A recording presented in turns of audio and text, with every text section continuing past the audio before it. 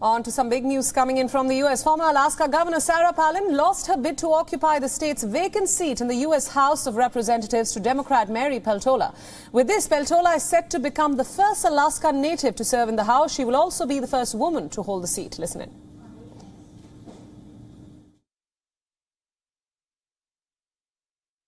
Just a tremendous sense of gratitude and appreciation for the people who've put trust in me to fill out the remainder of Congressman Young's term. Like you said, he's represented Alaska very well for the last 49 years, and it's just a tremendous honor to come in and finish out the remainder of his term. And I intend to be, in so many ways, really trying to live up to the legacy that Don laid for Alaska and champion and work for all Alaskans. Palin lost to Peltola despite former President Donald Trump's endorsement for the election. Palin was hoping to make her political comeback in the special election. The polling was held to replace Republican Congressman Don Young. The congressman died in March after serving in the House for 49 years. Peltola will serve Don Young's remaining term till November. Interestingly, this was Alaska's first election using ranked choice voting. In this model, voters list candidates in order of preference. If no one wins a first-place majority, the last-place candidate is then eliminated. Their votes are then redistributed. The process repeats until one candidate earns a majority.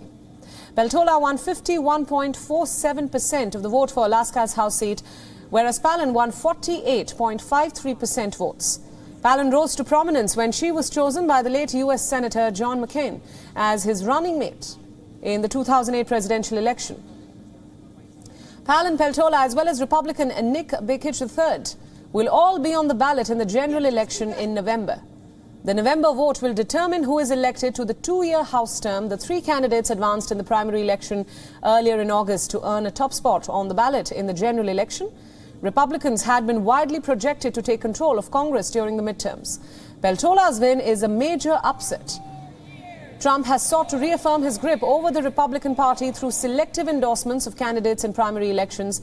The winners of these primaries will stand in the midterms in November. The former president's picks have had mixed success in the Republican primaries.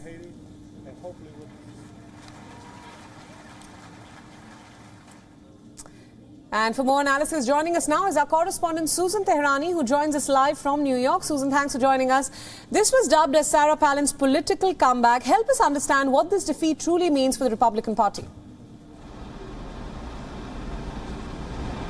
So these were special elections, as you mentioned. This seat had to be filled until the midterm elections. And while this new candidate, the Democrat, will be filling this seat, it doesn't mean that Sarah Palin and the other competitors won't be able to run for a full term come November. However, it's very important to note that Alaska has more independent, unregistered voters than Democrats and Republicans combined. And what this means is that she was able to garner the support of independent voters in Alaska, and that's very important. They did not vote for a name-recognized candidate like Sarah Palin.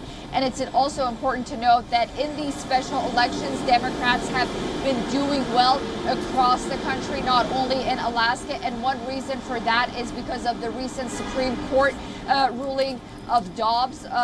And this candidate also, she ran on abortion rights, she ran on local issues, food security, ocean productivity. Alaska is a salmon farming hub. While Sarah Palin really went on the defensive and started to attack her opponents. So, it really gives a snapshot of what's important to voters. Whether or not Republicans are in trouble or not, we'll have to wait and see. Really, we'll get a better picture of that after Labor Day. But I think this was really important for Alaska, considering the fact that Alaskans hadn't really elected a Democrat since 1964. So, yeah, it is a big deal. It's a big headline. And Sarah Palin and the Republicans will have to really think twice regarding their strategy in states like Alaska, where there are so many independent voters. Right, absolutely, Susan. Just to follow up to that, Sarah Palin has been a rather controversial figure. She was endorsed, of course, by former President Donald Trump. So how is Alaska responding to this news development? Yeah, so, you know, it's interesting because Sarah Palin did have that name recognition, but among Alaskans, you know, she sort of let go of that governorship, and then she became a conservative commentator, and then also she also became a reality star television show personality. So I think Alaskans maybe perhaps at this point were looking to, you know, give a tryout to turn the page, and they were maybe looking for a moderate. This new candidate, whether or not she will be like that in the next few months and play as a moderate for a Democrat, it's yet to be seen. But I think they were sort of trying to play out and see whether or not they'll be happy with this moderate or not. But then again, you know, I think the important election will be the 2.5-year midterm election come November, and we'll see how Alaskans really react to that. I mean, for 40-some years, they really did have a Republican representing them on Capitol Hill. Susan, thanks so much for all those inputs. Thanks for joining us on WION World is One at this hour.